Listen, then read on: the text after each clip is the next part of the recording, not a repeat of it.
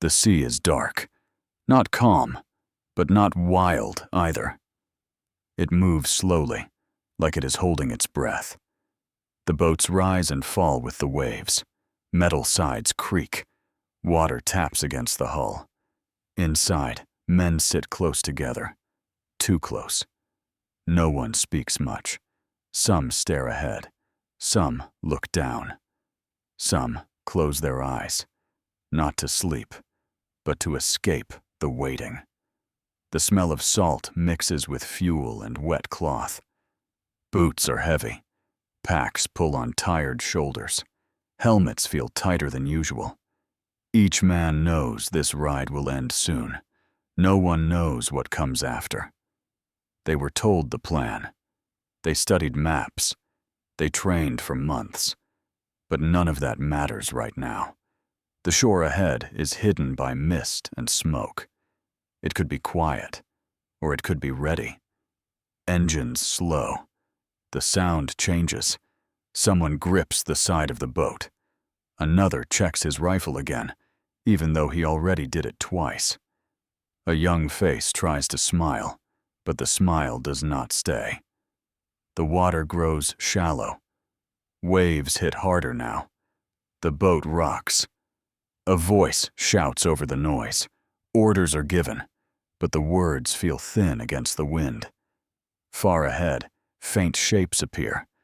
Dark lines where the land should be. The coast of France. For years, it has been out of reach. Now, it is close. Too close to turn back. The men know this moment has been coming. They also know history does not care how afraid they are. Somewhere behind them, larger ships wait. Guns are silent for now. Planes have already passed overhead, fading into the clouds. Paratroopers have gone before, landing in fields and towns they do not know.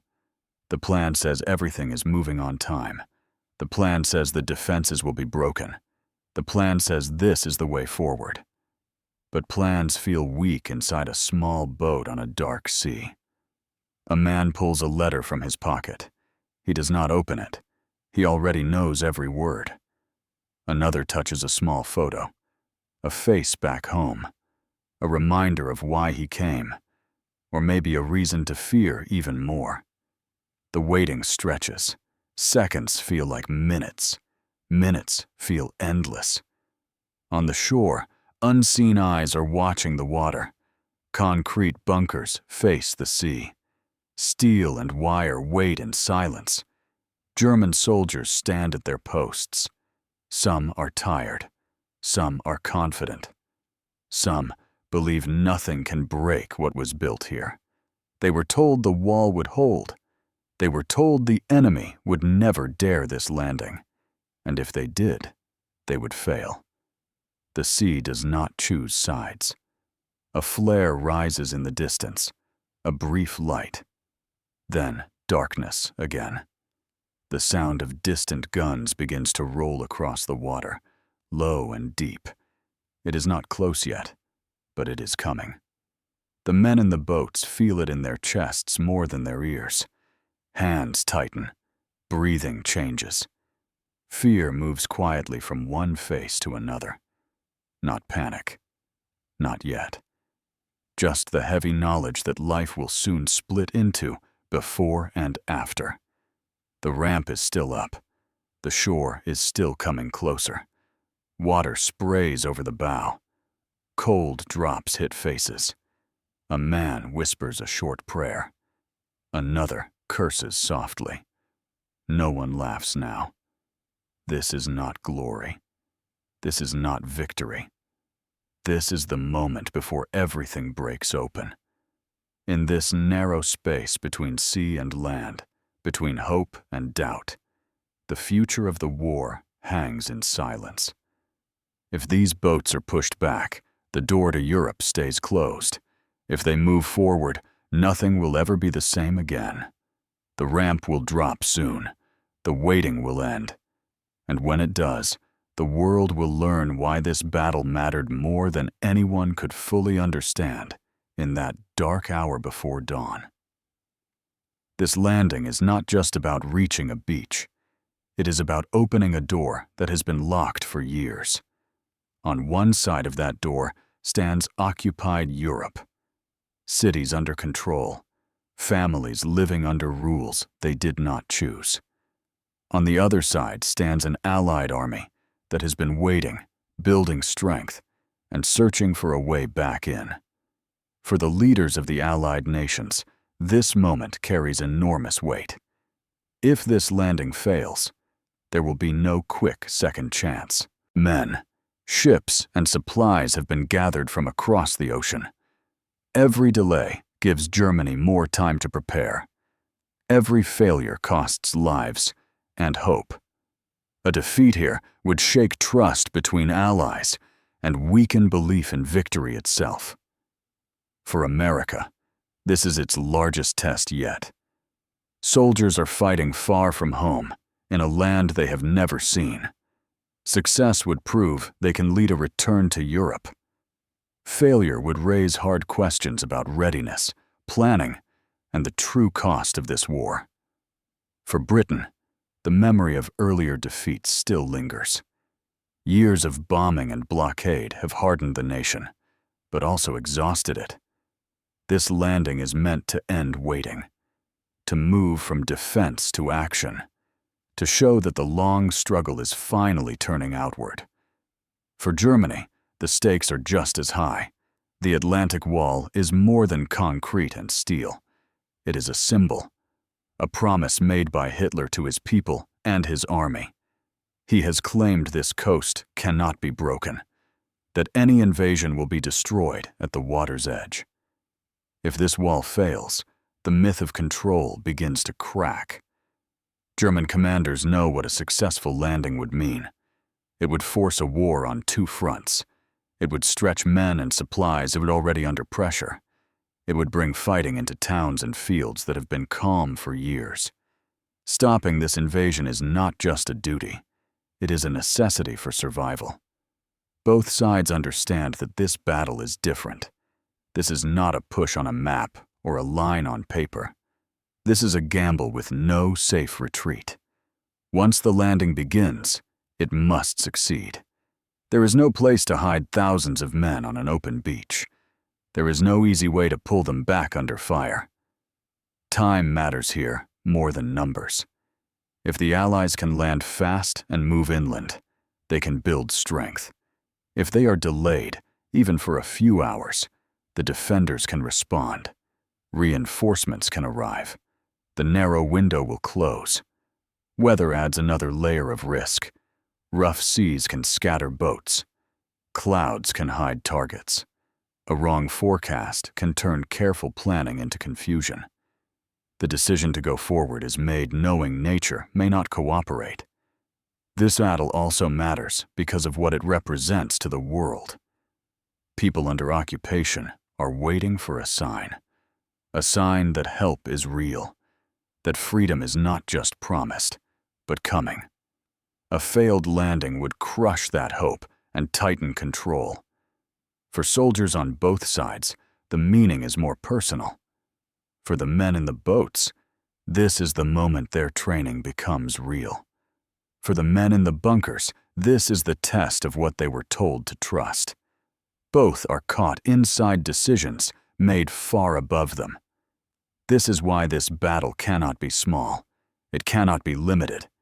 It must change the shape of the war, or it changes nothing at all. As the boats close in, none of this is spoken aloud, but it is felt.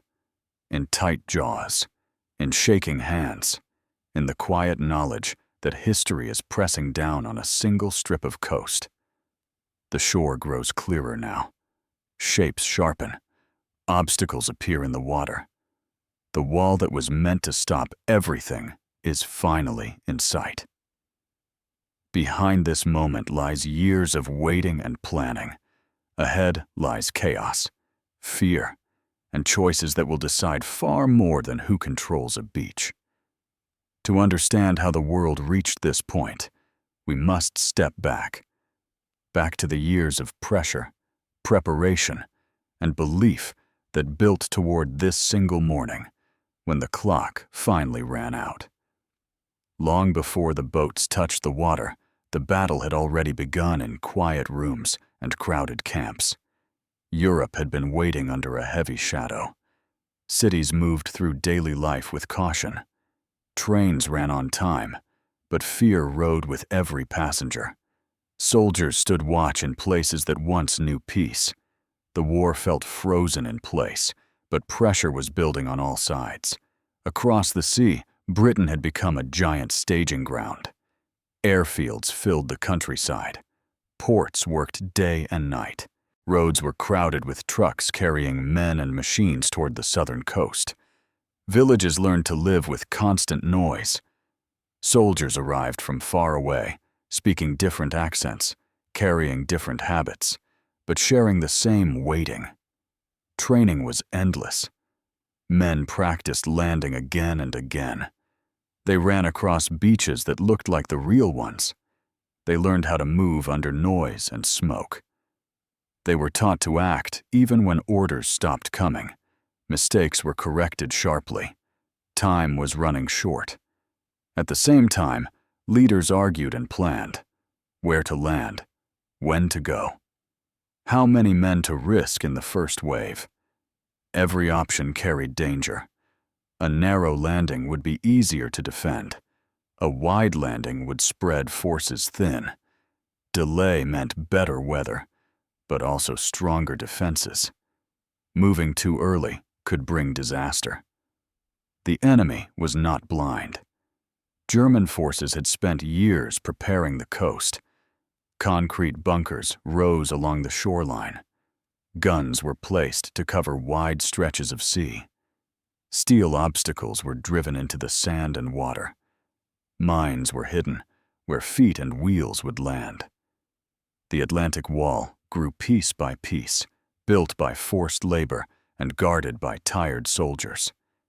Yet behind the wall, there were cracks. Not all units were equal. Some were strong and experienced. Others were made of older men or very young recruits. Supplies were limited. Fuel was precious. Many commanders believed the real invasion would come somewhere else.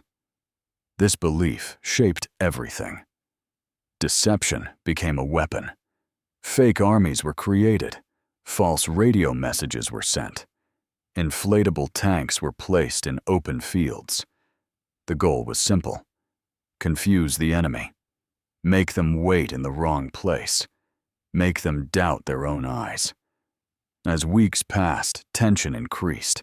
Soldiers sensed something was coming. Leaves were painted on vehicles. Unit signs were covered.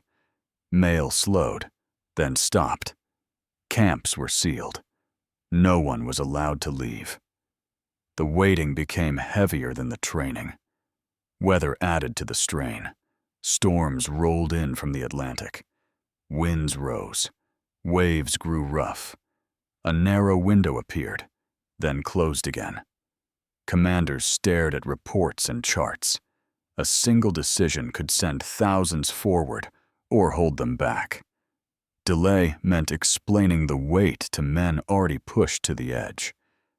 For German forces, life along the coast followed a different rhythm.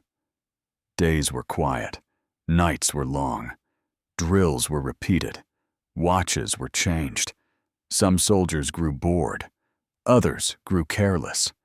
Many trusted the wall and the sea to protect them. The idea of a massive landing still felt distant. Yet signs appeared. More aircraft overhead. Strange movements in the water at night. Resistance activity increased inland. Orders came to stay alert. But alertness fades when nothing happens. Confidence grows when predictions seem right. On both sides, overconfidence and doubt lived side by side. Allied planners trusted their preparation, but feared the unknown. German commanders trusted their defenses, but argued about where the danger truly lay. Each side believed time favored them. For the men at the bottom of this chain, time moved slowly. Letters were reread. Gear was checked and rechecked. Friendships formed quickly, knowing they might not last long. Some spoke about home. Others avoided the topic entirely. The world before the battle was a world holding its breath. Every movement pointed toward the coast. Every choice narrowed the path. There would be no perfect moment, only a moment chosen. As the final orders were given and the ships began to move, years of planning turned into a single forward motion. What mattered next would not be theory or belief, but the minds of the people in charge when pressure replaced certainty. And as the sea carried the first waves toward shore, the true test shifted from plans and walls to the men who would decide, under strain, how this battle would unfold. The battle now moves from maps to minds, from lines on paper to the people who must act when those lines disappear. Far from the beach, in rooms filled with smoke and quiet tension, men carry the weight of choices that cannot be tested twice. On the Allied side, the final decision rests with one man. He is calm on the outside, but the pressure is constant. He knows that thousands of lives depend on his order. Delay too long, and the chance may be lost. Move too soon, and the sea itself could break the plan. He listens to weather reports. He listens to advisors. In the end, he must listen to his own judgment. No rank can protect him from doubt. He understands something important. Once the order is given, control will fade. Radios will fail. Units will land in the wrong place. Officers will fall. Young soldiers will have to decide what to do next without guidance. The plan can only point the way. It cannot carry anyone forward. Around him are other commanders. Some are confident. Some hide their fear behind routine. They argue about details, about timing, about where resistance will be strongest. Each believes he sees the problem clearly. None can see everything. Across the channel, German leaders face a different kind of struggle. Their problem is not whether an invasion will come, but where and when. They study reports and argue over maps. Some believe the attack will strike narrow waters, closer to Britain. Others warn that the long beaches of Normandy are vulnerable. Orders travel slowly up and down the chain. Authority is divided. Confidence is mixed with frustration.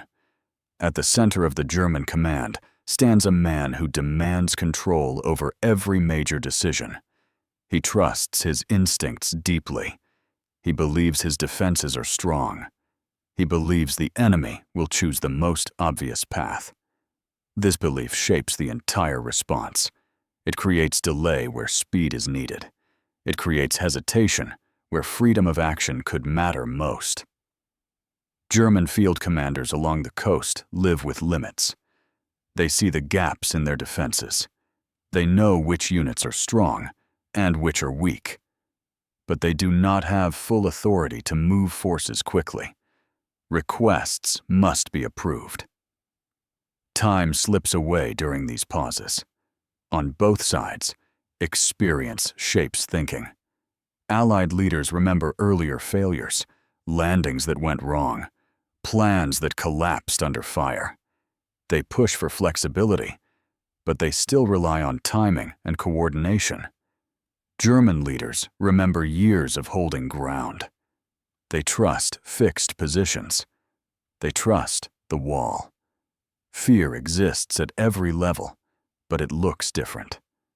For high commanders, fear comes as responsibility. For mid-level officers, it comes as uncertainty. They must translate orders into action without knowing if those orders still fit the situation. For junior leaders, fear comes as isolation. They may find themselves alone, making choices meant for someone older and more experienced. Ego also plays a role. Some commanders believe too strongly in their own ideas. Some resist advice. Some fear being blamed more than they fear being wrong. These human traits do not disappear in war. They grow stronger. Belief is another powerful force. Allied leaders believe this invasion must succeed because failure would be unbearable. German leaders believe their defenses must hold because the alternative is collapse. Each side builds its thinking around these beliefs, sometimes ignoring warning signs. As the invasion begins, these minds are tested in real time. Reports come in broken pieces. A unit has landed far from its target. A bridge has not been taken. A beach is under heavier resistance than expected. Each message forces a decision. Wait or act. Send reserves or hold them back. Change the plan or trust it. Some decisions are bold. Others are cautious. A few are delayed too long. History often remembers outcomes, but here outcomes depend on moments measured in minutes. For the men on the ground, these distant choices shape everything. A delay in releasing reserves can mean relief arrives too late. A flexible order can allow a small group to break through where none was expected. The gap between command and action is filled with risk. The fog of war thickens quickly. Commanders on both sides struggle to understand what is truly happening. The noise of battle distorts truth. Hope and fear color every report. A small success may feel larger than it is. A setback may feel like disaster. Yet even in confusion, leadership matters. Calm voices steady others. Clear intent gives direction when details fail. On both sides, some leaders rise under pressure. Others freeze or cling to plans that no longer fit. The battle at Normandy is not decided by one mind alone. It is shaped by thousands of small decisions made under stress, by trust given or withheld, by courage shown not only on the beach, but in the choice to act without certainty. As dawn breaks and reports grow more urgent, the space for thought narrows. The time for planning ends. The time for reaction begins. The minds at war have set events in motion. Now, the weight of those decisions crashes into reality as the first waves meet the shore and the battle ignites in full force. The first light of morning spreads slowly across the water, not bright, not hopeful, just enough to see shapes. Boats line up in long rows. Waves push them forward and pull them back again. Engines roar, then soften. The shore is no longer a distant idea. It is close enough to feel real. Suddenly, the quiet breaks. Guns from the sea open fire. The sound is deep and heavy. The water shakes. Flashes light up the horizon. Shells fly toward the coast, aimed at concrete and steel that cannot be seen clearly through smoke. For a moment, it feels powerful, like the way forward is being cleared, but the shore does not disappear. Smoke rises, thick and uneven. Some targets are hit, others are missed. The coast is longer than expected. The defenses are deeper than hoped. Many positions remain silent, waiting. Above, planes pass overhead. Some drop bombs. Others search for targets hidden by cloud and haze. Pilots struggle to see clearly. Wind pushes them off course. Bombs fall wide. Some land too far inland. Some hit empty ground. The plan begins to bend. Then the boats move in. The waves grow rougher near the shore. Water crashes against metal sides. Men brace themselves. Some boats drift off course. Others slow too early. A few are hit and stop moving. The rest keep going. There is no room to think now, only to hold on. The ramps drop. Cold water rushes in. Boots splash down. Men step forward into chaos. The beach is wider than it looked from the sea. The distance feels endless. The sound changes. Cracks and thuds echo through the air. Sand kicks up. Smoke rolls low. Orders are shouted, but many are lost in the noise. Some units land where they planned. Many do not. Landmarks are hard to find. Smoke hides everything. The careful lines drawn on maps vanish in seconds. Fear takes hold, but so does movement. Men run. Men crouch. Men drop flat in the sand, unsure where danger is coming from. The beach offers little cover. Obstacles rise from the water and the sand. Steel shapes block paths. Some are damaged. Some stand untouched. Leaders look around and realize something is wrong. Units are mixed together. Radios do not work. Officers search for familiar faces. Training says move forward. Instinct says stay low. The space between those two choices is filled with danger. On some stretches of beach, resistance is lighter. Defenses were missed or damaged. Here, small groups push ahead. They move through gaps. They climb slopes and reach the first exits. Progress is slow, but it is happening. On other stretches, the landing feels stuck. The sea keeps sending more men forward, but the beach does not give them space. Confusion grows. Supplies pile up in the open. Time stretches painfully. Inland, airborne soldiers are fighting their own battle. Many landed far from where they planned. Fields are dark. Hedges block movement. Small groups gather where they can. They do not know who is nearby. Friend or enemy. They act anyway. Bridges must be taken. Roads must be blocked. Messages must be sent. Each group works with limited information. They move carefully, guided by sound and instinct. Some goals are reached. Others are missed. But the enemy is confused too. German soldiers react as best they can. Some rush to their positions. Others are already there. They fire, then move. Orders come slowly. Reports conflict. Is this the main attack or a trick? Is another landing coming elsewhere?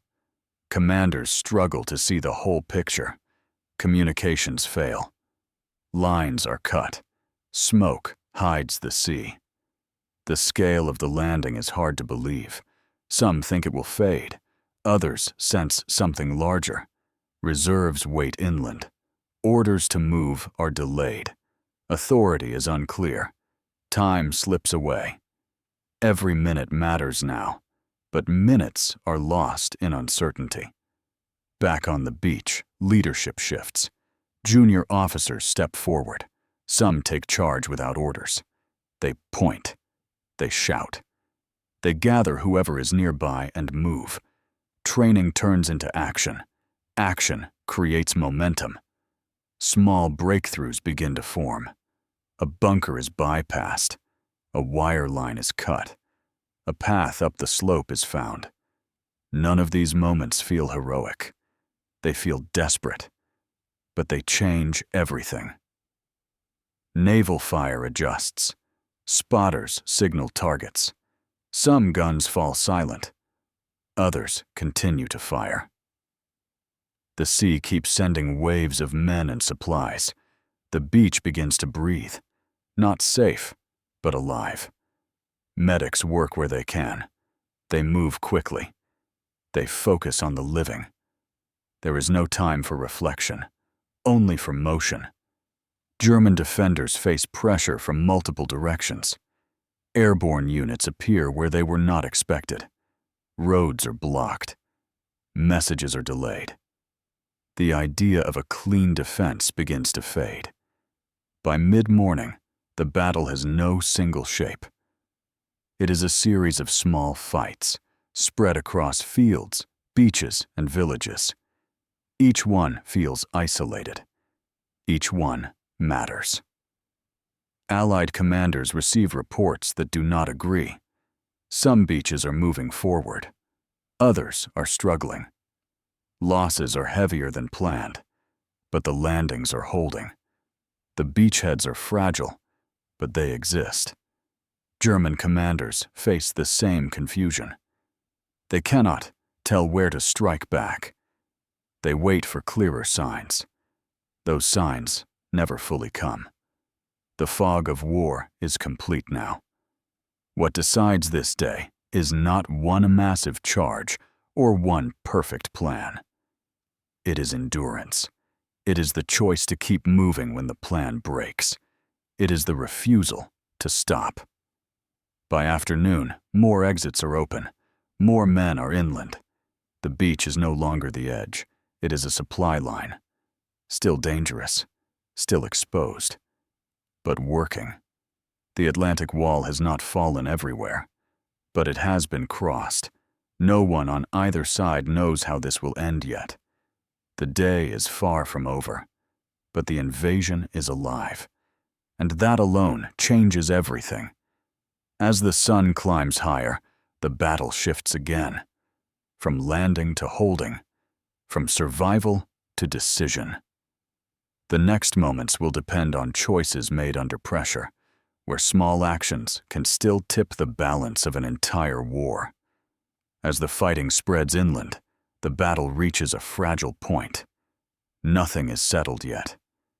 What happens next depends on choices made by people who often see only a small part of the picture. These are not grand speeches or clear commands. These are quick decisions, made under noise, fear, and confusion. On the beaches, some officers realize waiting will only make things worse. Radios are silent. Orders are missing. So they decide to act anyway. Small groups are formed from whoever is nearby. Men who trained together are mixed with strangers. Ranks matter less than direction. Someone points inland, and they move. This choice matters more than anyone knows at the time. Instead of trying to clear every strong position, some leaders choose to go around them. They crawl through gaps. They climb slopes that were not marked on maps. They reach the tops of bluffs where defenses are weaker. Once there, they attack from behind or signal others forward. A single cleared path becomes a lifeline for hundreds more.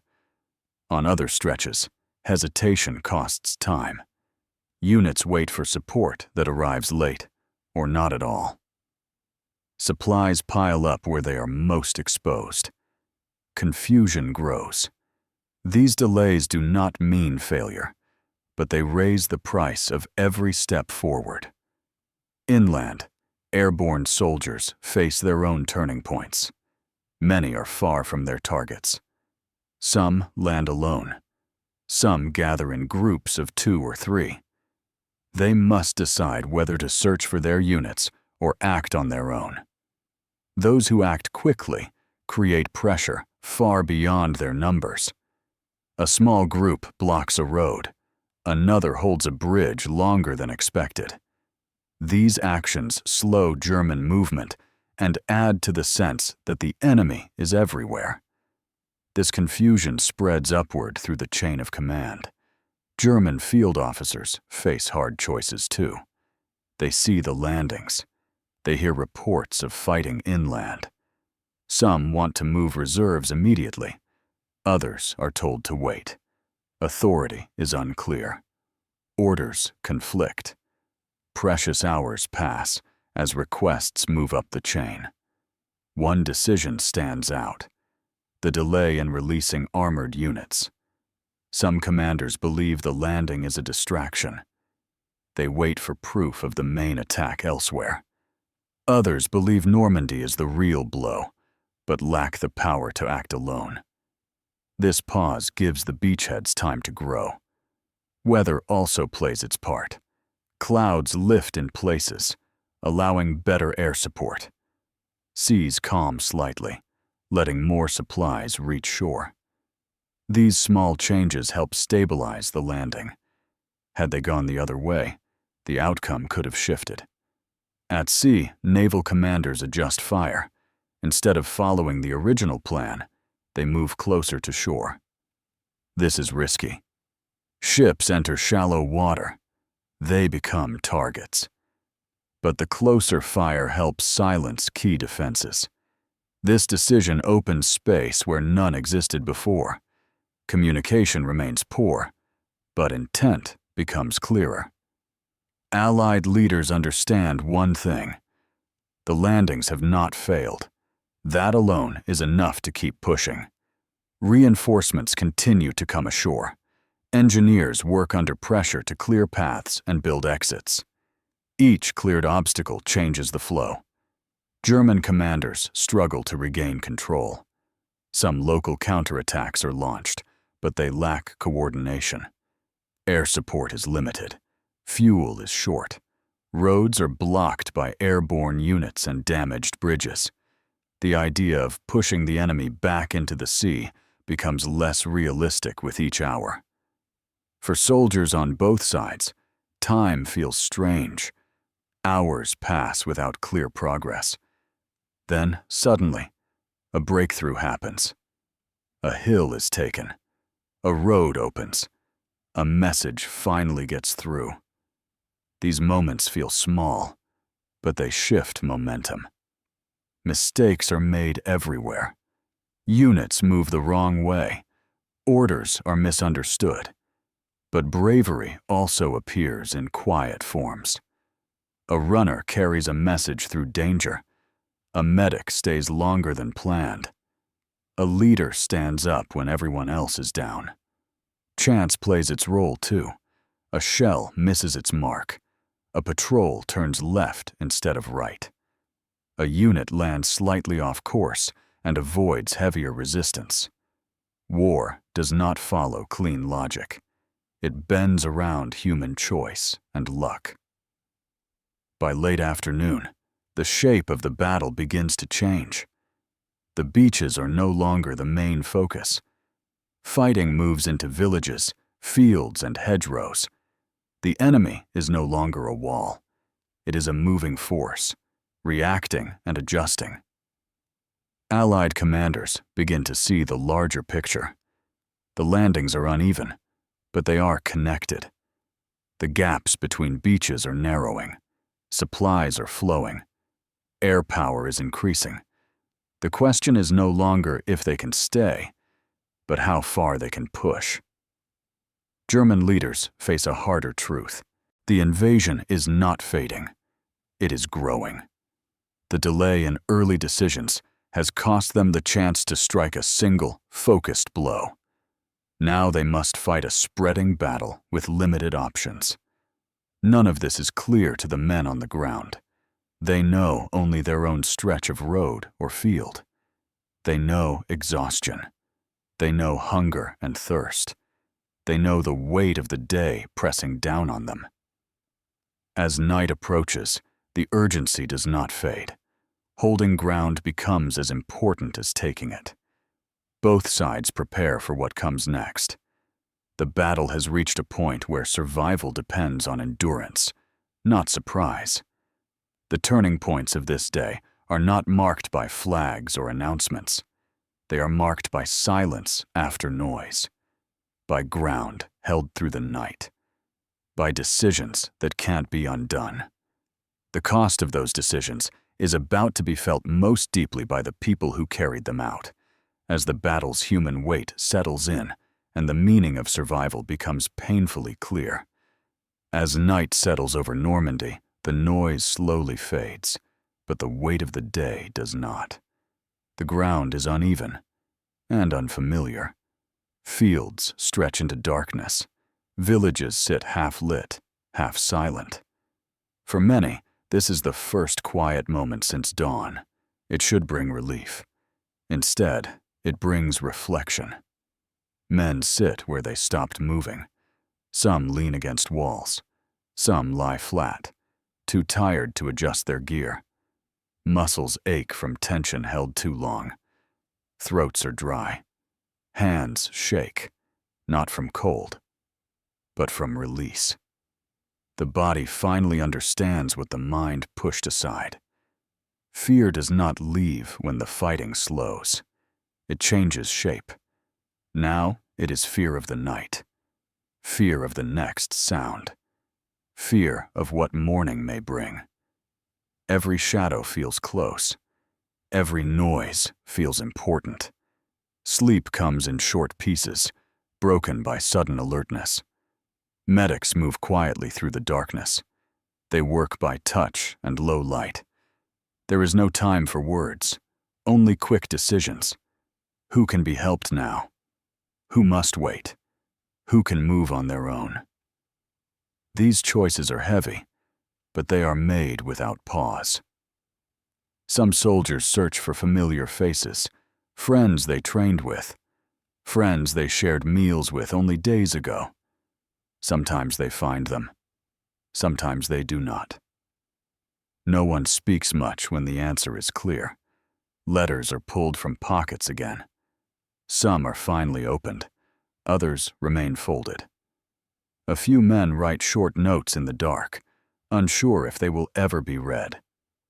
Words are simple. Thoughts are unfinished. For those who landed early, the day feels endless. For those who came later, it feels rushed and incomplete. Everyone feels time differently. The sun rose and set, but the sense of before and after is blurred. Civilians move cautiously through the edges of the fighting. Homes have become shelter and danger at the same time. People wait behind walls, listening to languages they do not understand. Some help quietly when they can. Others hide and hope the fighting passes them by. German soldiers face the same exhaustion. Some are cut off from their units. Some wait for orders that do not come.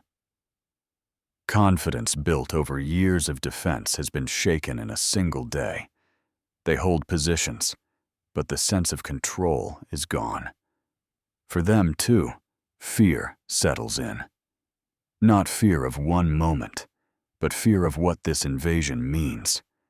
They sense the war has shifted closer to home, that the front line is no longer far away. The human cost is not only in loss, it is in strain, in minds pushed past comfort, in bodies forced to move when they want to stop, in the effort to remain steady when nothing feels stable. Leadership feels different now. Officers carry the same exhaustion as their men. They must appear calm while feeling the same doubt. A steady voice can still make a difference. A clear direction can still ease fear. Small acts of leadership matter more than ever. Food is eaten quickly, if at all. Water is shared. Ammunition is counted.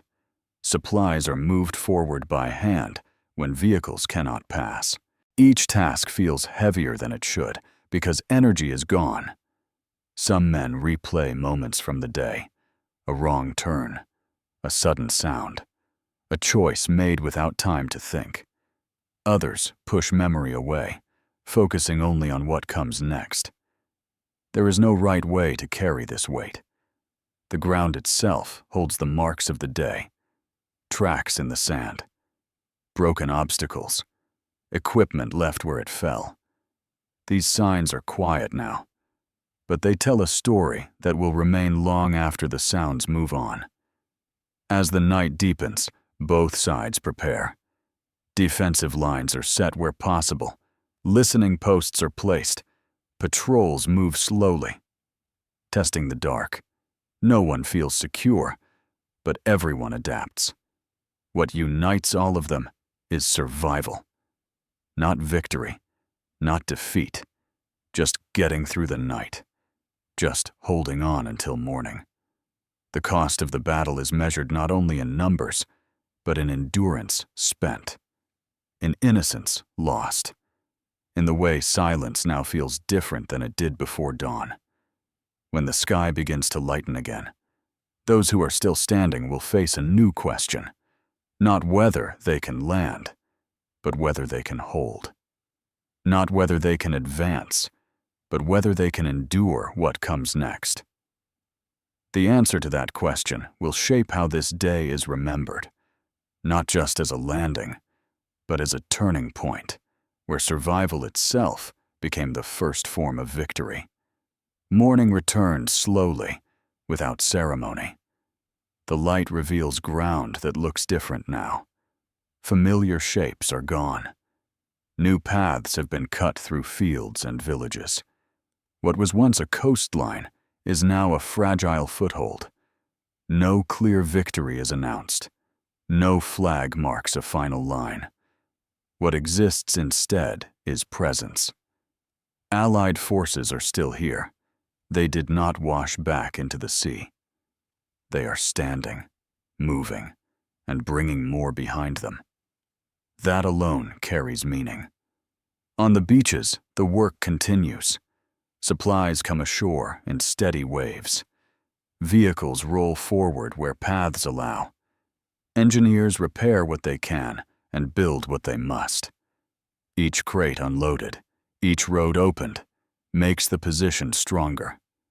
The beach is no longer just a landing place. It is a lifeline. Some objectives were reached as planned.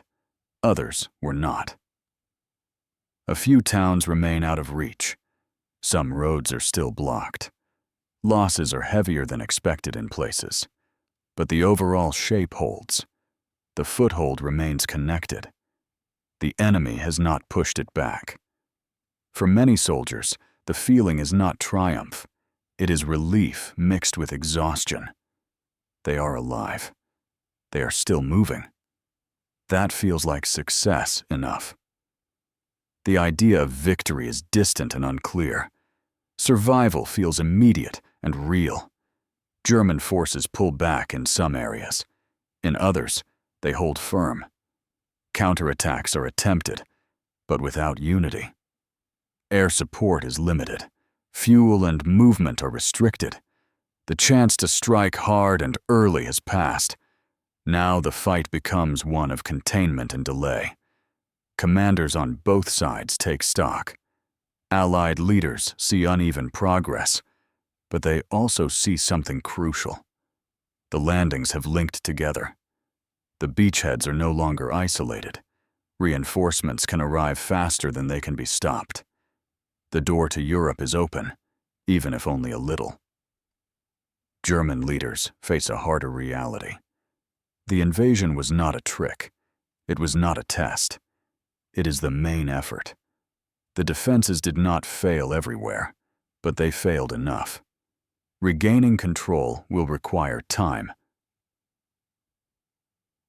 resources, and freedom of movement that may no longer exist. For civilians, the meaning of the day settles in slowly. Some see foreign soldiers for the first time in years. Some feel hope return in cautious steps. Others fear the fighting that will now move through their towns. Liberation and danger arrive together. The battle's end is not marked by silence. It is marked by continuation. Fighting shifts inland. Lines are drawn and redrawn. The war does not pause to recognize milestones. It moves forward, pulling everyone with it. For those who landed first, the memory of the beach stays close. The sound of waves under fire, the weight of the pack, the fear that almost stopped them. For those who came later, the ground still feels unstable, as if it could give way at any moment. Victory, if it can be called that, is incomplete. It is not the defeat of the enemy. It is the creation of possibility. A chance to bring more men, more supplies, more pressure. A chance to fight on land rather than from a distance. Defeat for the defenders is also not complete. They still hold ground. They still resist. But the sense of certainty is gone. The wall that was meant to stop everything did not. That knowledge spreads quietly through the ranks. Survival ties both sides together in this moment. Survival of the foothold, survival of units scattered by confusion. survival of belief. Each side measures the day on what remains, not just by what was lost. As reports travel upward, leaders shape the story of the day. They choose words carefully. Success must be real, but also encouraging. Failure must be acknowledged, but not allowed to dominate. Morale becomes another front. The meaning of the day begins to settle beyond the battlefield. In distant cities, people listen for news. Some hear that the landing succeeded. Others hear only that fighting is ongoing. The full truth will take time to emerge. What is clear is this: the war has crossed a line. What was once planned is now lived. What was once imagined is now irreversible. The beaches of Normandy are no longer a barrier. They are a beginning, a narrow one, a costly one, but a beginning all the same. As the fighting moves inland and the scale of the battle grows, the true impact of this day will reveal itself not in hours, but in weeks and months to come. The consequences will stretch far beyond these shores, reshaping strategy, morale, and the balance of the war itself, as the world begins to understand what has truly changed. In the days that follow, the meaning of the landing grows clearer. What began as a fragile hold on the coast turns into steady pressure inland. Roads once quiet now carry constant movement. Trucks, tanks, and troops push forward, step by step. The beach is no longer the center of attention. It has done its job. The fighting changes shape. Wide open sand gives way to narrow paths and thick hedges. Progress slows, but it does not stop. Every mile forward costs time and effort.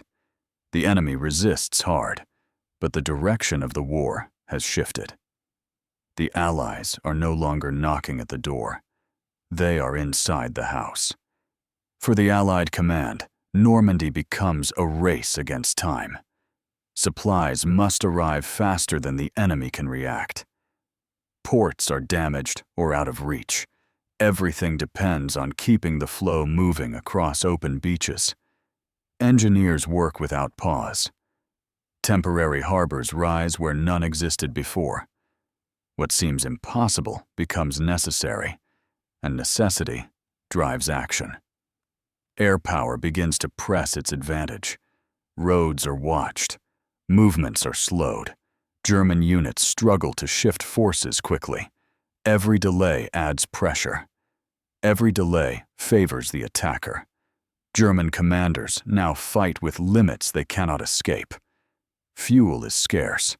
Communication is uncertain. Orders travel slowly through damaged lines. The loss of freedom to move hurts more than the loss of ground. The war begins to feel defensive in a way it has not before. Morale shifts quietly on both sides. Among Allied troops, confidence grows, not as excitement, but as belief. The landing worked. The enemy can be pushed back. Among German forces, doubt spreads. The wall was not enough. The sea did not protect them. The fight is now on their soil. The impact of Normandy reaches far beyond France. Other fronts feel the strain. German forces must be pulled from elsewhere to respond. Pressure eases in the east. Allies who once waited now advance. The war's balance begins to tilt, slowly but firmly. For occupied nations, the landing sends a message stronger than any speech. The return is real. It may be slow and costly, but it is happening. Resistance movements gain courage. Civilians take risks they would not have taken before. Hope, long suppressed, begins to move again. The cost remains heavy. Towns are damaged. Fields are torn up by fighting. Civilians are caught in the middle. Liberation does not arrive gently. It arrives with fear and uncertainty. The meaning of freedom becomes complex, shaped by loss as well as relief. For soldiers, the days blur together. The landing feels distant now, even though it changed everything. The work continues. Hold this ground. Take that road. Push a little farther. The war becomes routine again, but the direction is clear. Strategically, Normandy forces a truth into the open. Germany cannot stop a full return to Western Europe. It can delay. It can resist. But it cannot reverse what has begun. The resources of the Allies are too large. The momentum is too strong. The Atlantic Wall, once seen as unbreakable, becomes a lesson rather than a shield. Fixed defenses alone cannot stop a determined force that adapts and endures. Flexibility, speed, and coordination matter more than concrete and steel. Leaders on all sides study the battle closely. Mistakes are noted. Successes are copied. The lessons of Normandy shape future actions. Plans change. Expectations adjust. The war becomes more direct, more intense, and more decisive. As weeks pass, the landing fades from daily headlines, replaced by new battles and new names. But its influence remains everywhere. Every advance inland traces back to those first hours on the beach. Every retreat carries the memory of the moment the wall was crossed. Normandy does not end the war. It makes its ending possible. The true weight of that realization settles slowly. Not in one announcement, but in many small confirmations. A city liberated. A road secured. An enemy pushed back again. What began in uncertainty now moves with purpose. The future is still dangerous and unclear, but it is no longer closed. And as the world absorbs what has changed, a deeper question begins to form. Not just how the battle was won, but what it reveals about power, planning, and the limits of control. To answer that, we must look beyond strategy and territory and reflect on what this battle came to mean, long after the sound of the waves and guns faded from the shore. When the noise finally fades and the maps are folded away, Normandy remains in memory for reasons deeper than movement of lines. It is remembered not because it was perfect, but because it was human. This battle shows how little control truly exists in war. Years of planning met hours of confusion. Strong defenses met fragile courage. The outcome did not depend on one weapon or one leader. It depended on people adapting when certainty failed them. Normandy reminds us that fear does not stop action. It lives beside it. The men who stepped onto those beaches were afraid. The men who defended them were afraid too. What mattered was not the absence of fear, but the choice to act despite it. It also reveals the limits of power built on belief alone.